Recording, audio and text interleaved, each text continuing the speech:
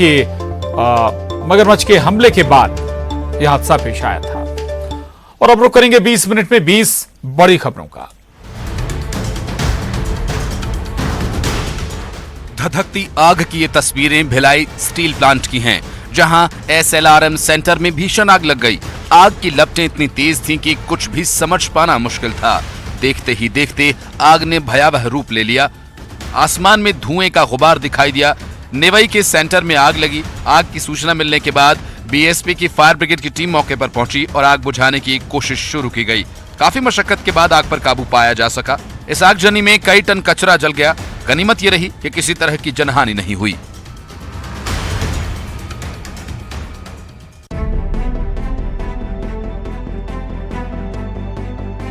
मध्य प्रदेश के बालाघाट जिले में एक खड़ी बस में अचानक आग लग गई। देखते ही देखते आसमान में धुएं का गुबार छा गया। धुआं उठता देख लोगों में अफरा तफरी मच गई और इसके बाद फायर ब्रिगेड को इसकी सूचना दी गई। मौके पर पहुंची दमकल विभाग की टीम ने आग पर काबू पाया, लेकिन तब तक बस पूरी तरह से जलकर राख हो चुकी थी। हालांकि इस आगजनी की घटना में किसी तरह की कोई जनहानि नहीं हुई है। बताया जा रहा है कि एक खाली प्लॉट में बस खड़ी थी जिसमें आग लग गई। हालांकि कोई जनहानि नहीं होना राहत की बात है।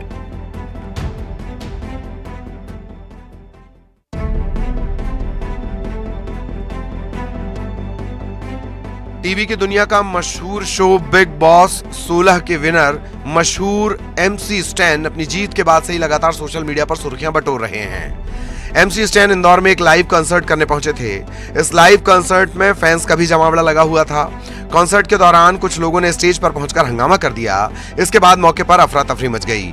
मिली जानकारी के मुताबिक रैपर के आपत्तिजनक शब्दों पर करणी सेना के कार्यकर्ता भड़क गए। हंगामे के बाद स्टैन शो छोड़कर भाग गए। इधर पुलिस ने मोर्चा संभाला। भीड़ को तितर बितर करने के लिए पुलिस ने लाठियां भी चलाई।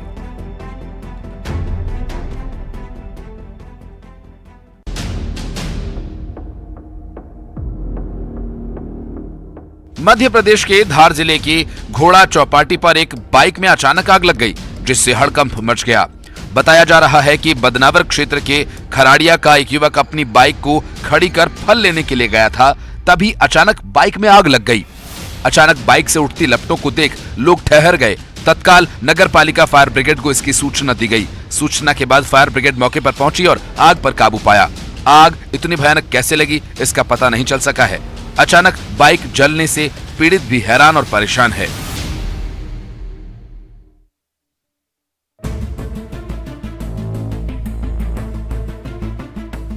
कॉलोनी में लगा गंदगी का अंबार तो लोगों का गुस्सा फूट पड़ा। हाथों में कचरे के डब्बे, क्या महिलाएं क्या पुरुष, पूरी कॉलोनी के लोग सड़कों पर उतर आए, मांग सफाई की। तस्वीरें छत्तीसगढ़ के जगदलपुर जिले की। यहां दीनदयाल वार्ड में रहने वाले लोगों ने गंदगी को लेकर पार्षद, नेता प्रतिपक्ष के खिलाफ मोर्चा खोल दिया। नाराज लोगों ने अनुपमा चौक पर कचरा फेंक दिया और कॉलोनी में रेगुलर सफाई की मांग की। प्रदर्शन के दौरान लोगों ने निगम के खिलाफ जमकर नारेबाजी भी की। उन्होंने सत्ता पक्ष और विपक्ष पर सिर्फ राजनीति करने का आरोप लगाया, जबकि जिम्मेदार सभी वार्डों में लगातार सफाई होने का दावा कर रहे हैं।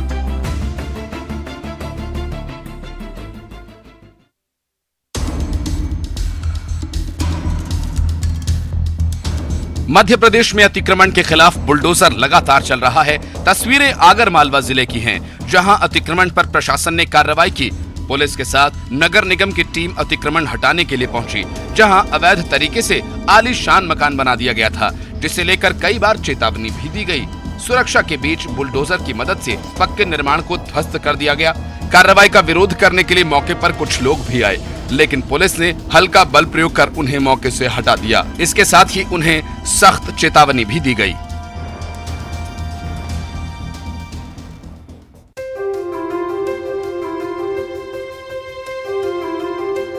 छत्तीसगढ़ का मौसम अभी भीगा भीगा है। कई जिलों में बूंदाबांदी हुई तो कई जगहों पर तेज हवाओं के साथ बारिश और ओलावृष्टि। तस्वीरें किसी बर्फीली वादियों जैसी ही लग रही हैं, लेकिन है जसपुर की, जहां ओलावृष्टि हुई तो सड़कों पर बर्फ की चादर सी बिछ गई। बेमौसम हुई इस बारिश के बाद अचानक तापमान में गिरावट दर्ज हुई। सिहरन भी थोड़ी बढ़ गई है। वहीं कहीं ज्यादा इससे किसानों को समस्या हो रही है। ओलावृष्टि के चलते मिर्च, टमाटर, सरसों, गेहूं, चना जैसी फसलों को नुकसान पहुंचा है। सुलेसा, महनई, दनगरी सहित कई गांवों में बारिश के बाद ओले गिरे और इधर धीरे धीरे बढ़ रही गर्मी से लोगों को कुछ राहत जरूर मिली है।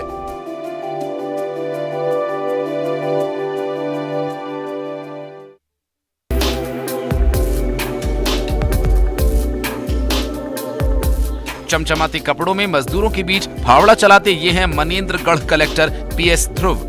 कलेक्टर साहब का ये अंदाज देखकर हर कोई हैरान है। भला कोई कलेक्टर फावड़ा चला सकता है क्या? भला कोई कलेक्टर मिट्टी की खुदाई भी कर सकता है? भला कोई कलेक्टर मिट्टी ढो सकता है क्या? लेकिन मनेंद्रगढ़ के कलेक्टर साहब ने ये सब किया और मजदूरों का हौसला बढ़ाया। दरअसल पीएस ध्रुव चौघड़ा और बरकेला में बन रहे अमृत सरोवर तालाब के निरीक्षण के लिए पहुंचे थे। इस दौरान मनरेगा मजदूरों के साथ उन्होंने मिट्टी की खुदाई की। कलेक्टर के इस अंदाज से लोग काफी खुश हैं और उन्हें पसंद कर रहे हैं।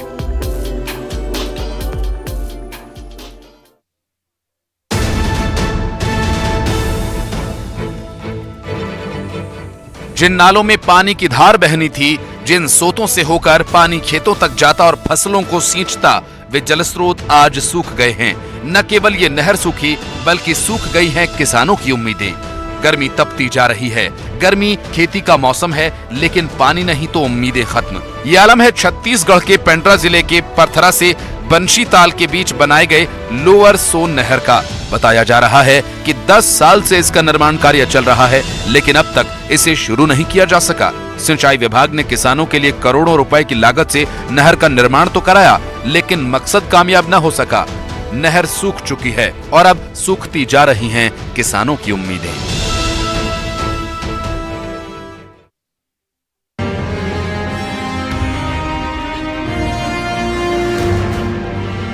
मनेंद्रगढ़ जिले के खड़गवा अस्पताल का औचक निरीक्षण करने पहुंचे कलेक्टर पीएस ध्रुव की संवेदनशीलता देखने को मिली। अस्पताल में इलाज कराने आई एक बुजुर्ग महिला दर्द से कराह रही थी। इसको देखकर कलेक्टर ने व्हीलचेयर मंगवाई और खुद बुजुर्ग महिला को वार्ड तक लेकर गए। साथ ही ड्यूटी में मौजूद डॉक्टर को तत्काल इलाज के लिए निर्देशित किया। कलेक्टर पीएस ध्रुव ने अपने सामने महिला मरीज की जांच करवाई। इस दौरान कलेक्टर ने अस्पताल का निरीक्षण भी किया, साथ ही लापरवाही नहीं बरतने और मरीजों का संवेदनशीलता के साथ इलाज करने के निर्देश भी दिए।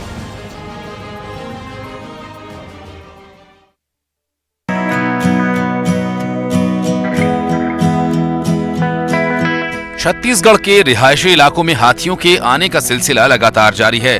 रायगढ़ में भी हाथी गांव में घुस आए। धर्मजयगढ़ वन मंडल की कीदा गांव में 2 दंताल हाथी घूम रहे हैं। गनीमत ये रही कि हाथियों ने गांव में किसी को किसी तरह का नुकसान नहीं पहुंचाया। मिली जानकारी के मुताबिक इलाके में 2 दर्जन से ज्यादा हाथी विचरण कर रहे हैं। ग्रामीणों ने इसकी सूचना वन विभाग को दी, जिसके बाद वन अमले ने तत्कालीन हाथियों को जंगल की तरफ खदेड़ा। हाथियों के गांव से जाने के बाद ग्रामीणों ने राहत की सांस ली।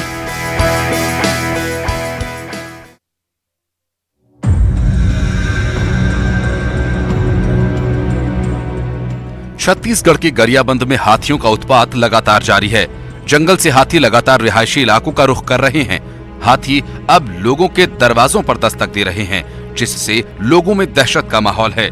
तस्वीरें फिंगेश्वर क्षेत्र के ग्राम गनियारी की हैं, जहां 3 दंताल हाथी गांव में पहुंच गए। बीच सड़क पर मस्त मौला हाथी और दरवाजे के पास घूमते हाथियों को देखा जा सकता है। बताया जा रहा है कि हाथी महासमुंद जिले से गरियाबंद तक पहुंच गए। डर से ग्रामीण सुरक्षित जगहों पर डेरा जमाए हुए हैं। टायर जलाकर हाथियों को भगाने की कोशिश कर रहे हैं। इधर सूचना मिलने के बाद वन विभाग ने आसपास के 20 से ज्यादा गांवों में अलर्ट जारी किया है। मिल रही जानकारी के मुताबिक मैनपुर क्षेत्र में पहले से 32 हाथियों का झुंड मौजूद है।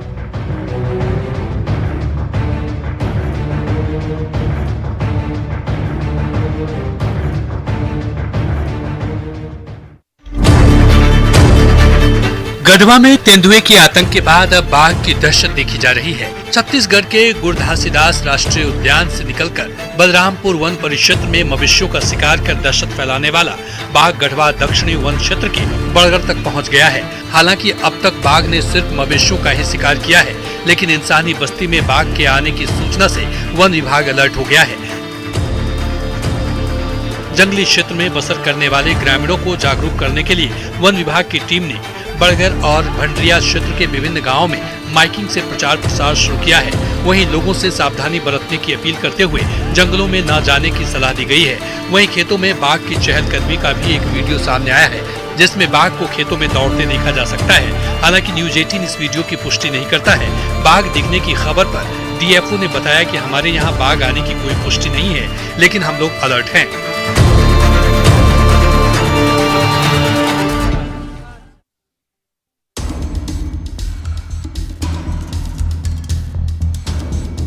छत्तीसगढ़ सरकार शिक्षा व्यवस्था सुधारने के लिए तमाम कवायद कर रही है, लेकिन सरगुजा जिले के ग्राम पंचायत रेवापुर के प्राइमरी स्कूल ने व्यवस्था की पोल खोल दी है। ये स्कूल भवन में नहीं बल्कि पंचायत भवन में चल रहा है। इतना ही नहीं, पंचायत भवन में ही पीडीएस दुकान भी संचालित होती है। राशन लेने के लिए ग्रामीणों की भीड़ लगी रहती है और वहीं चलती है पढ़ाई। पंचायत भवन में संचालित प्राथमिक शाला रेवापुर के पहली से लेकर 5वीं के नौनिहालों की पढ़ाई में काफी दिक्कत आ रही है। स्कूल का भवन जर्जर होने की वजह से ये स्थिति बनी। 2016 से ऐसे ही हालात में बच्चों को पढ़ना पड़ता है। शिक्षक कहते हैं कि स्कूल को लेकर कई बार अधिकारियों को जानकारी दी गई, लेकिन अभी तक कोई सुनवाई नहीं हो सकी। ऐसा नहीं है कि प्रदेश में रेवापुर का प्राइमरी स्कूल ही ऐसा अकेला बेहाल स्कूल है, बल्कि 50 से भी अधिक ऐसे स्कूल्स हैं जिसे अपने भवन में नहीं बल्कि कहीं और चलाना पड़ रहा है। ये शिक्षा व्यवस्था पर भी बड़ा सवाल है।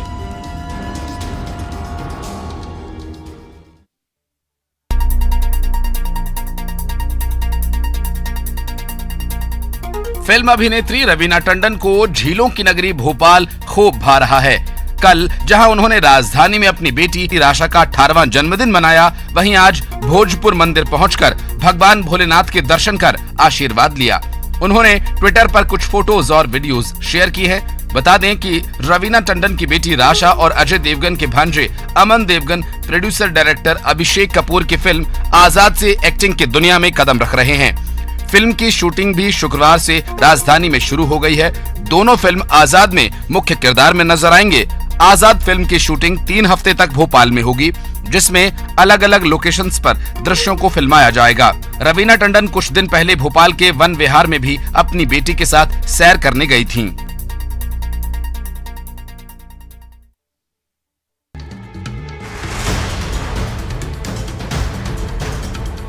छत्तीसगढ़ के कवर्धा जिले में सरकारी स्कूल्स का हाल बेहाल है। आलम यह है कि वनांचल स्कूल में भवन तक नहीं है, टीचर भी पर्याप्त नहीं हैं, लेकिन कई मैदानी स्कूल में सब कुछ होने के बाद भी अव्यवस्था और मनमानी का आलम है। पंडरिया ब्लॉक के किशुनगढ़ मिडिल स्कूल में पदस्थ 2 शिक्षकों पर बच्चों और पालकों ने शराब पीकर स्कूल आने का आरोप लगाया। शिक्षक हफ्ते में तो कई दिन स्कूल आते ही नहीं, ऐसे में बच्चों की पढ़ाई प्रभावित हो रही है। मामले में जिला शिक्षा अधिकारी ने कहा कि बीईओ की जांच के लिए संबंधित स्कूल गए थे, लापरवाही पाई गई, जिसके लिए 2 शिक्षकों को शो कॉज नोटिस जारी किया है। शराब पीकर आने की शिकायत पर एक बार फिर जांच की जाएगी।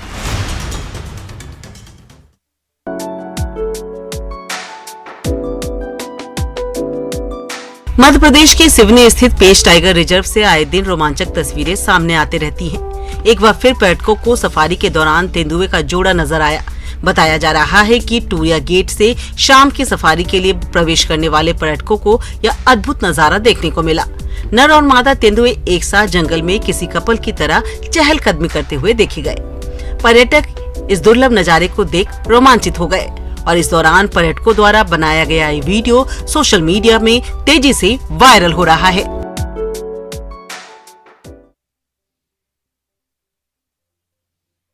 रिमझिम बारिश की फुहार, सिर पर रंग बिरंगी पगड़ी शानदार और मेले की बहार।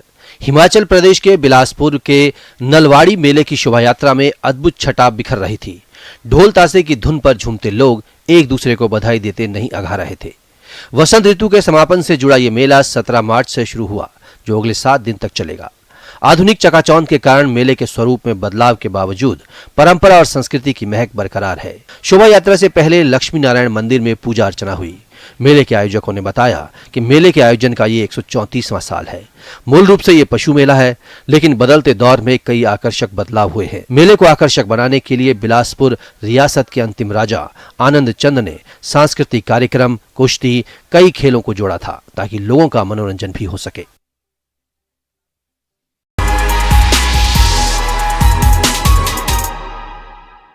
लाइफ में जीतने के लिए चाहिए प्रैक्टिस, मेहनत और एक सही। लंदन में राहुल गांधी के बयान पर बीजेपी का फिर हमला। बीजेपी अध्यक्ष